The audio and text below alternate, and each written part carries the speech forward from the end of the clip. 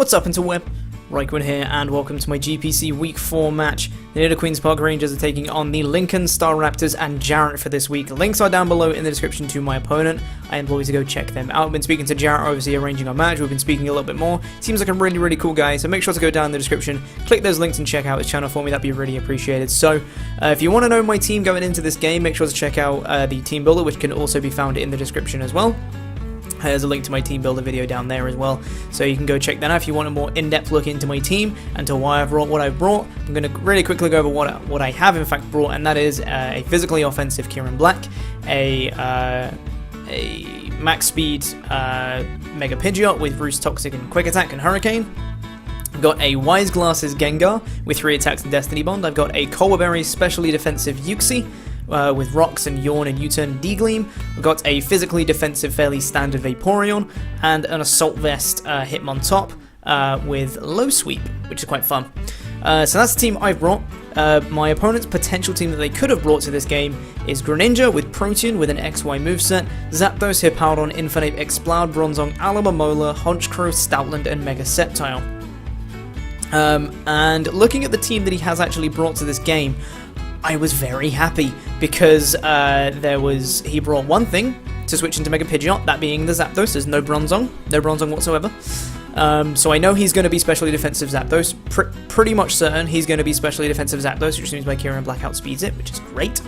I saw that he did have the Hippowdon Stoutland combo, which I was pretty scared of. He does have Mega Sceptile, but there's no Protean Greninja, and I was very happy about that. And there is an Infinite, which is pretty spooky.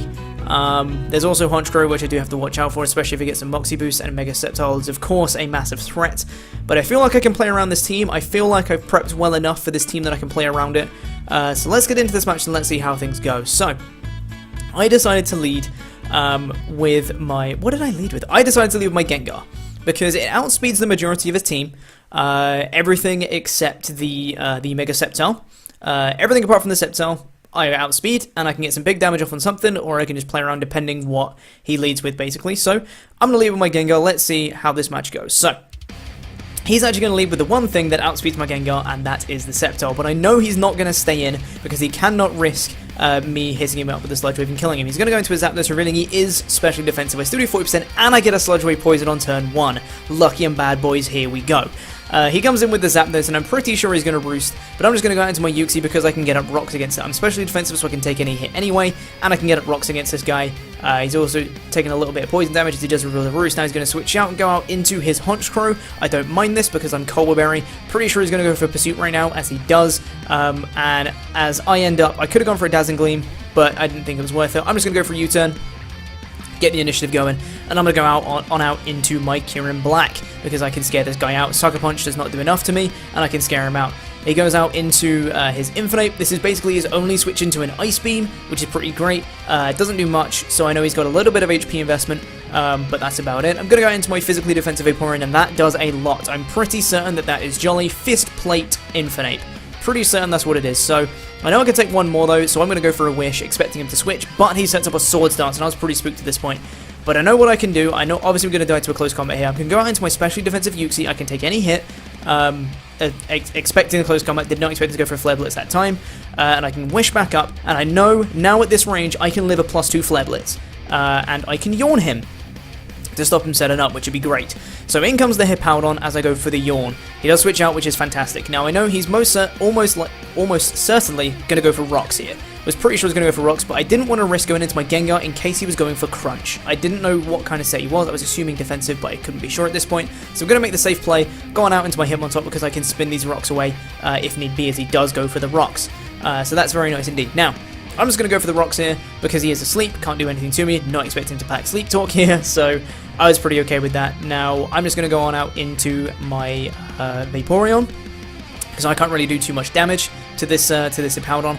And obviously I'm going to take a bit more Sandstorm damage. I'm going to go for a Wish here, expecting him to stay in, which he does. I want to keep this Vaporeon healthy if I can. Sandstorm subsides. I'm thinking he might switch here, but I'm just going to go for a Scald, and I do over half to this guy, which is fantastic. He wakes up, and he's going to get Rocks up again once more. I really want to get rid of them because they really hinder my Kieran Black and my Mega Pidgeot. So I really want to get rid of those Rocks if I can. Now he's going to switch out and he's going to go on out into his Sceptile. I predict that and go for the Ice Beam, does 57%, and I get the freeze because I am being ridiculously lucky today. Already got a Sludge Wave, Poison, and a freeze off it.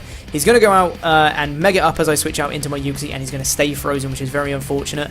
He's going to switch out now. He's going to go on out into his Infinite.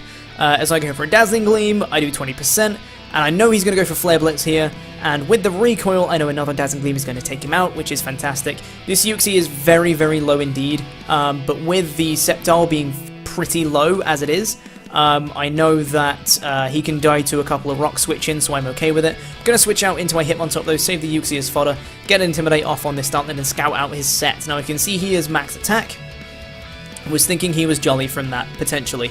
He's going to go out into his Hippowdon again, set up the sand, so I'm going to go for a spin, and I know he's almost certainly going to go for rocks once more, but it does give me a free switch, so I'm okay with that.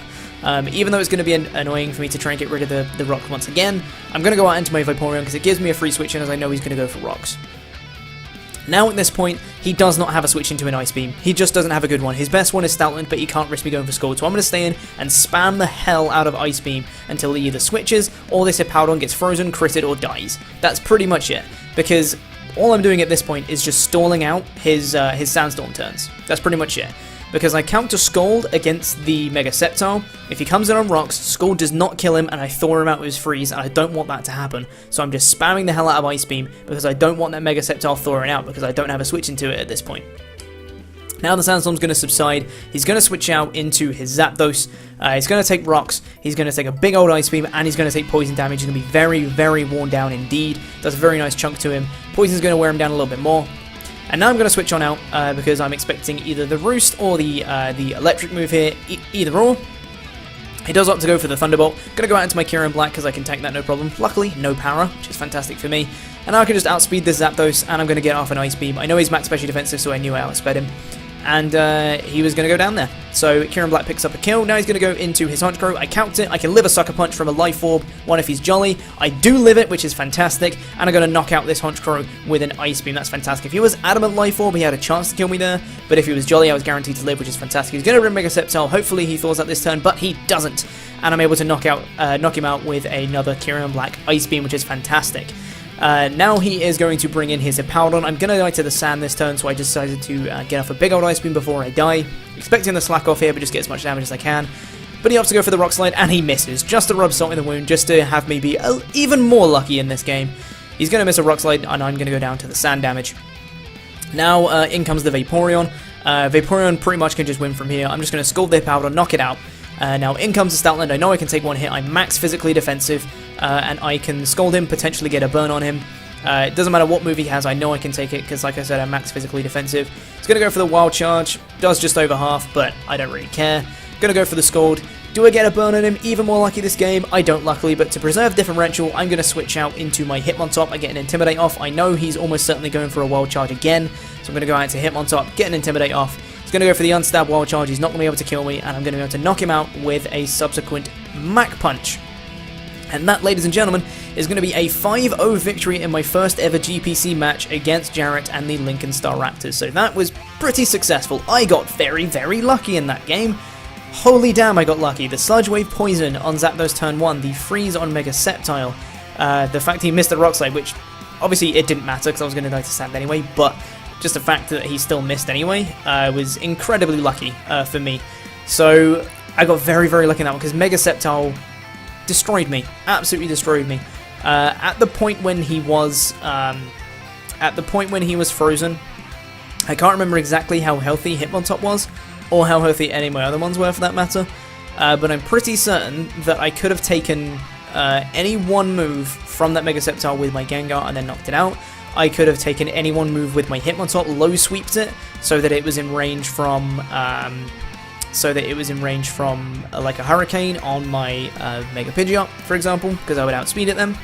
I think I could have taken, I couldn't have taken a Dragon Pulse with Kyurem Black, but I could have got Mach Punch up if it was in range, you know, after rocks, if it was in range from a Mach Punch from Hitmontop, that could have killed him. So I did have a couple ways to deal with it, but it would have been a much closer game if Mega Sceptile hadn't been frozen. It was very unfortunate. I do apologise for that, Jarrett.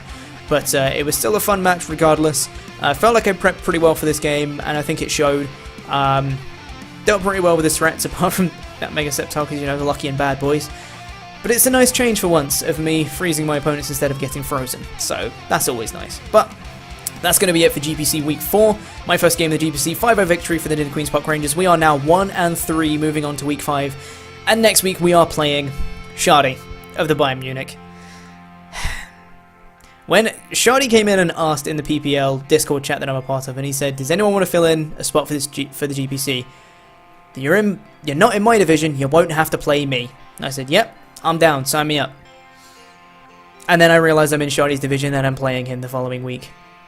Yay! Right? He has a really spooky team and I'm not looking forward to this game whatsoever. But I hope you guys are looking forward to it regardless. It should be a fun match. I'm kind of bricking it for it, but it should be a good game regardless. Shardy is a fantastic player. I've beaten him once before, so let's see if I can repeat history.